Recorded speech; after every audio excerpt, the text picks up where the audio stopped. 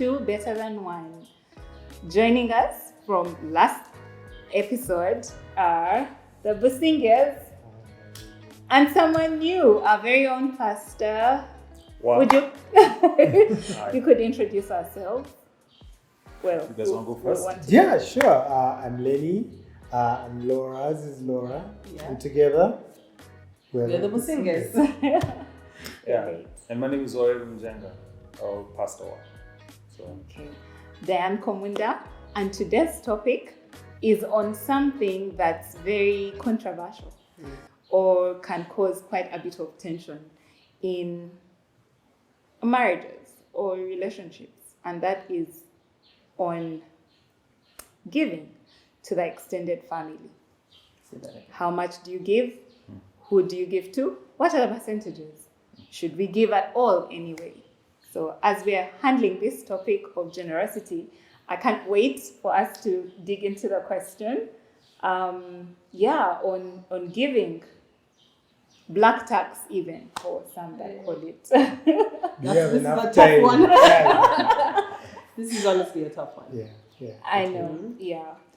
Guys, Right, please so- share. Giving.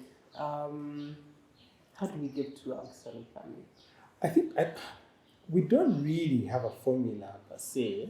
I think for us, our experience has been that we give based on a needs must basis. Every now and then when there are needs in our extended family, we have learned now to sit down and have the conversation and agree on an amount or a figure and maybe how long that support is going to extend for that particular period of time or for that relative. Yes. Yes. you sound tentative. Yeah, I think that's right. We do give based on what the need is, but also on our ability, to be honest, Right. on our ability to give On your capacity. whatever in our capacity to give Yeah. when the need arises. Yeah. That has always been a bit tricky. The thing though is, I mean, you get people who show up and think, okay, so maybe you guys don't have the capacity, or maybe the need is not as important to. It doesn't seem important, but they're insisting. So how do you deal with that? My guy, we've had experiences. I think when we just got married, for me, the assumption was always, if there's a need, you just dive in with both feet. You know, if my feet are not enough, I get her feet and we both jump in. You know, and that caused quite a bit of tension because, as you know, here in Africa, but particularly in Uganda, like it's never enough. Like the support can never be enough, and there seems to be, a rumor mill that goes on that those guys will sort you out. Yeah. So we had more and more people come, and we gave to a point where we ran out, and then even reached a point where we were borrowing to be able to give, Right. which was crazy. Yeah. And I remember Laura at the time was, trying to rein me in. I'm like, but they don't have, we have to, So we had to have a couple of, tough conversations to say, look, it's gotten to a point where we now actually don't have, there's nothing to give. But you've committed, you've already said, yes, we're going to help. So, like I said, we got to a point where, through lots of tears, a couple of, tearings off to say, there's nothing. So we had to then come up with a formula to say, maybe not a percentage per se, but even for this particular, when a need like that comes, we sit down, we discuss what do we So have. that means before it was you just would Ah. decide. It was the one jumping Yeah. in, like you said. Father Christmas. Those Dishing out. Yes. Okay. There needs to be a rationale to giving. That's what I believe. And I think Lenny did not see it that way. He's like, you just give when there's a need. But I've always thought, okay, there's a rationale to giving. Can you give? What can you give? Understanding that relationship, the person you're giving to. There's some people who you give to and you say, there's a need. And there's some people who you give it and they're just like, I expect just give because I know, they take it for granted. Right. So for me, I take all that into consideration when we have these discussions, which have not always gone either of our way. Yeah, I think in truth, because really representing the union on your side, like if you're in a family meeting and they're asking you to commit a certain amount of money, what for me has always been is I cannot commit now, because then there needs to be a discussion that needs to happen. Consensus, to build consensus. Yes, without making it seem like your partner is holding that up. Like, say, okay, guys, can I get back to you tomorrow after we have talked through it? We'll get back to you tomorrow. So speaking of the we, and what I've found is that helps, like every time there's a stop, because it always seems like an emergency, like you said, like if you are to react immediately, then. But I mean, I think in most cases, when people ask us to give, it has come to an emergency. I mean, it does feel that way. It's so they looked, they don't have, and then we've talked to so and so is not able to do it for us. So you guys, and then they throw it at you. What I would be curious to find out is, so how do you do that? I mean, maybe your partner or your spouse is not necessarily inclined towards that, because there are people who, they're like, look, this is ours, let's take care of ourselves first. But then you, on the other hand, so for example, like then you come from a background or a family that was very, very, like for them, what you own is theirs, and that's the black tax thing, isn't it? So how do you deal with that? I mean, your family is going to start looking at you like, hey, so now you got married, and that person you got married to, is freezing up, you can't help us. So how do you deal with that? I mean, I think that's a question most of the couples could be asking. Yeah, and it's a very real situation, especially here, because for me, speaking from my family, like when I got married, I mean, I'm the only degree holder in my family. I'm the only lawyer in my family, and there's this perception of lawyers just walk around with sacks of cash. Have money. Yeah. So when I started work, guys knew this guy is now rolling in it. So of course guys come, and when you say no, someone does not believe you. Like you refuse to help me. Like I'm your brother, I'm your cousin, I'm your auntie, and your uncle. Yeah. Like that pressure is very real, because sometimes the people who are asking could even be parents. Where there's even no discussion whether or not you do it, you just jump in. So and that's why it was quite difficult for us to even have that conversation, because when my wife was trying to rein me in, I thought she's just being inconsiderate. Like, this is my family, these are my people. Like, I'm in a position to help my people. What do you mean? So it was very tough. Like when I talk about conversation, it sounds like we sat and we had dinner. Like there were some of them were bare knuckle fights. Right. So, man, this is my mom, this is my dad, this is my brother. So it can be quite tough. So what principles then do couples have to put in place? I mean, we've had the same situation. In my relationship with Evie, we had to discuss on some situations, and there are some situations I think that then a couple will feel like one will feel one way, the other one will feel another way. So who decides? Who is it? A principle we have in place? Is it the husband as the head of the relationship? Is it whoever has the money in the relationship? Like how do we, like, what did you guys settle on that? Maybe couples can begin to explore.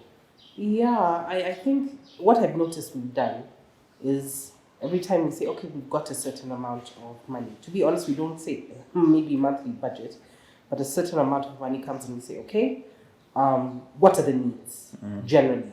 We have this need for us and, whatever we're trying to do. Right. And then we know there's a need on either side of the family. So, your mom needs this, my mom needs this. Or parents or siblings, someone's getting married, there's someone maybe who's sickly, needs help with that, and then we put money aside. There have been situations when I've even gone with money to my mom and said, we have this amount giving you for X reason. She says, no, I don't need it. And I say, okay, now keep it. And I say, the next time round, we've already budgeted for it. Because you could come back at a time and say, we need help and we're not in position to give. Yeah. So we literally say, okay, we'll put some aside Sometimes we do it together, sometimes we do it separately, but we keep each other in the know that there's a fund for that particular need. Right. If it's not for that, it will go into helping somebody else for whatever reason, but it's not going to go back into our people who are spending it. Right. Yeah. Yes. Is that like percentage? Is it an agreed amount? Like what's I'm sort of I don't know. Like Yeah. It's an agreed amount. agreed It's usually amount. an agreed amount. I so think that goes into the budget. Agreed amount, Yeah. but of course, with all these, especially post-COVID, you know that you can't just spend money. Like that was the wake-up call post-COVID, and there's been all these financial classes, where you're being taught on percentages. Right. A percentage of giving, that 10% on giving, 20 on investment, is it 60 on Just your normal expenses. on your expenses, and then maybe 10 on tithing. I think that just now helps in terms of the thing that you were saying. As in, then now who determines how much? What if one side is always the one that's taking, or the one that's always in need? How then do you balance that out? Right. And I think for us, even if, in as much as it wasn't giving in terms of money, but for example, if we visit your parents, we carry something. We visit my parents, we carry something.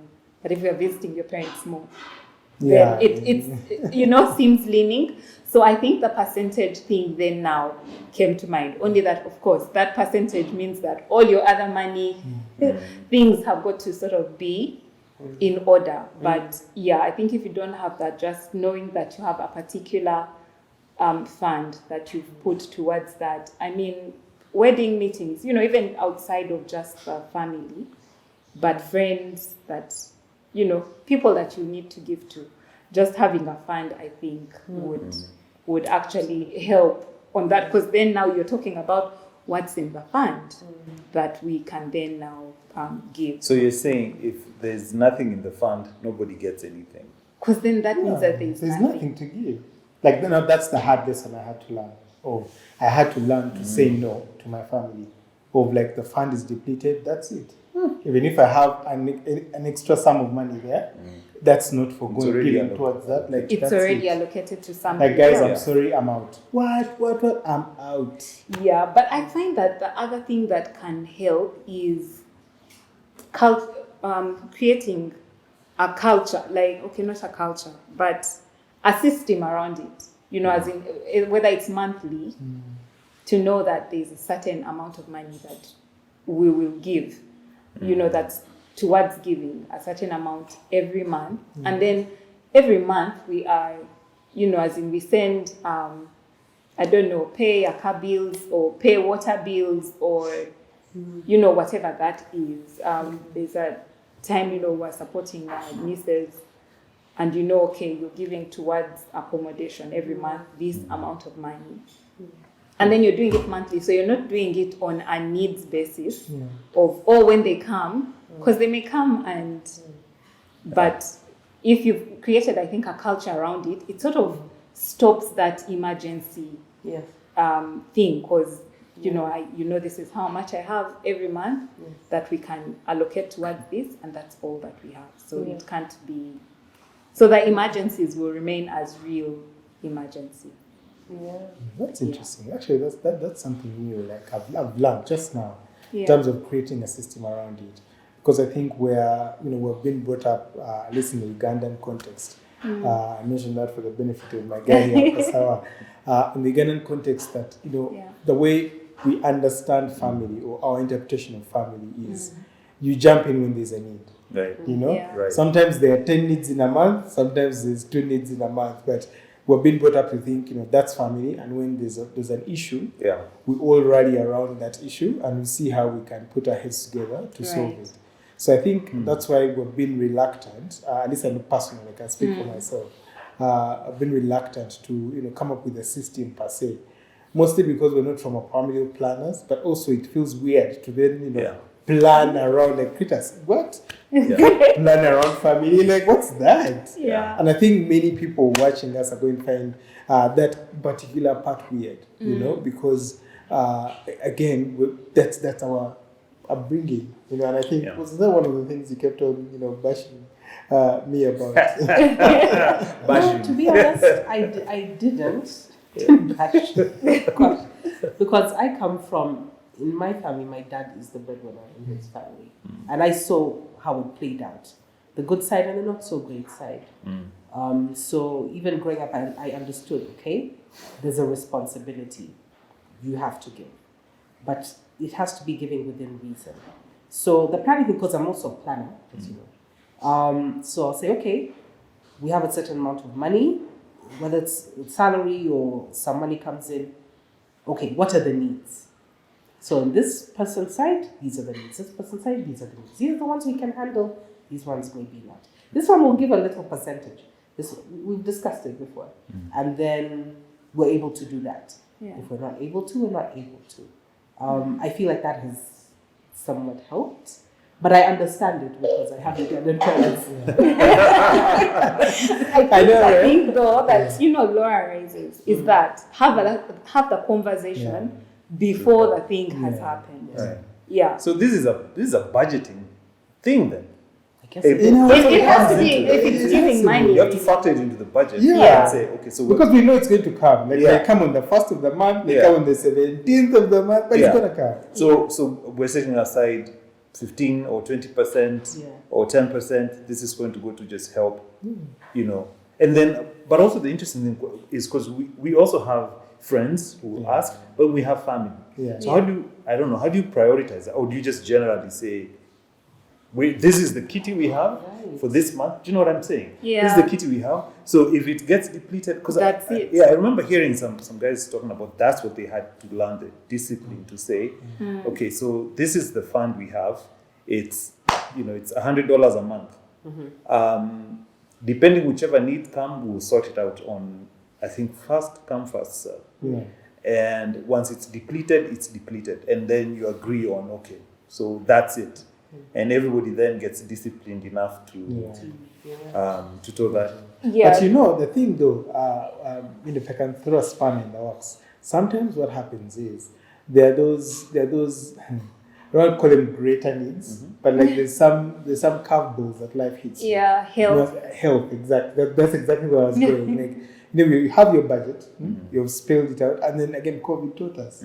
They call you, they say your mom is sick, your You dad need is oxygen. sick. 2 million shillings on the table. Like they don't then the kitty goes out of the window, like guaranteed, because then like there's this need. you Yes. know? Right. Of course, I think that those are unique Circumstances. unique circumstances. But I think that there are things that for example, if you are supporting your parents on either side, that means you're supporting them every month, whether it is for a monthly shopping Yeah. or then I think that those you can plan. So you know what, like you were saying, what the need is on that side, and that's what you plan for.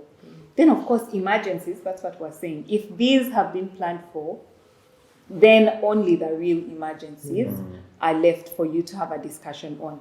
But the thing that I wanted us to also get into is relatives visiting. How long do they stay? How? Who says it's time to go? What do you do with that? Yeah. They call you and they're at the door. Oh yeah. Oh yeah, I heard that happens in Kenya. That guys call you. Somebody was taking so in church. Yes. And Yes. Sunday. Yeah, like guys call you and say, "Oh, we've come." Then you go to pick them up, and there are 15 guys. You're like, "Ate?" A few of us have come, and there's Yeah. 20 of them. Right. Yeah. Yeah. You know what? I don't know. It does seem like this is in my mind. I think we have to be intentional we have to pre-plan our generosity, and I think there's part of us, I think, even as couples, where we have to say, okay, so we're always willing to give, but it has to be within we have to put certain parameters so that we can give well. Because I think there's just giving, but also there's giving well. You don't want to give poorly, To me, in my head, what I've always seen is you can sort of spread out that giving. For example, if you have, for example, $100 or $200, you can really spread it out so thin. You're helping 20 or 30 Or people, that it's so it not- doesn't not make good. it doesn't Yeah. make a difference. Yeah. Or you can consolidate it and make us, give substantial support to people. But I think it boils down to putting. And this, I don't know how you guys have dealt with it or are going to deal with it, or the guys who are watching. How do you then balance discipline, fiscal, financial discipline, with generosity? Because the idea I think we get of generosity is you just give. splashing, Yeah. But then if you do that, then you're not going to survive. In a short while, you're going to be feuding, with your spouse. So and to me, I think the idea is to plan it, prepare it, and when relatives come, just have a policy. I think we did, in the beginning, I remember we would have relatives come, and that it wasn't pleasant, but later on, and I'd learned this, I found it was very useful. I would have that conversation earlier on. You're welcome to come. That is absolutely clear. There's food, there's accommodation, we're going to take care of you. But within the first few hours of your presence there, we need to know what's going on. What brings you?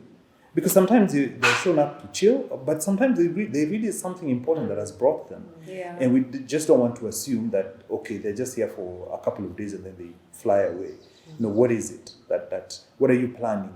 But also because we're busy. I mean, we have things to do. We just don't want to leave someone, in the house by themselves watching cartoons all day. And then you have probably, and I guess this happens with younger relatives, maybe cousins and nieces, who might be either looking for work or stuff like that. You want to have that conversation earlier on if they show up. Yeah. And then map that out. Then it's something that we want to do. We want to do it well.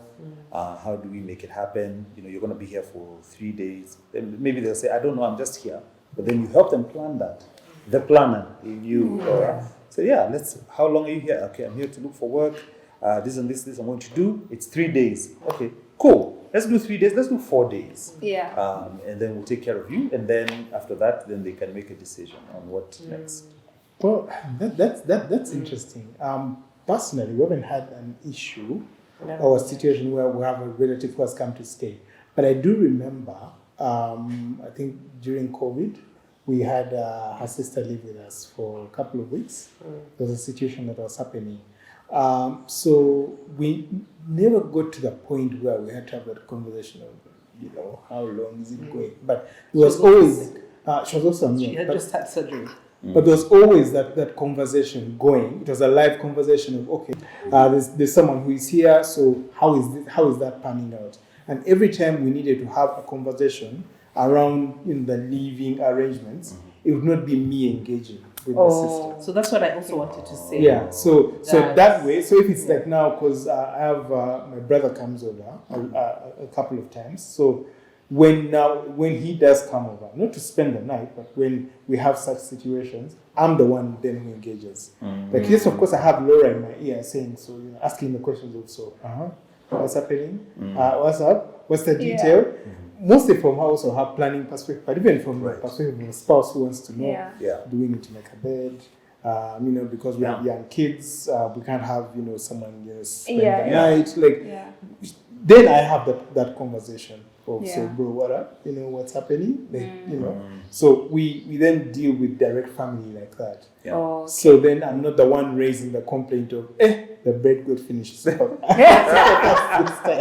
get what I mean? Yeah, you're aware. That's how we kind of dealt with it. I love that. But I think that, just like you said, that you need to, there is the communicating with the individuals, and then that conversation that now Between the needs two, to happen Right.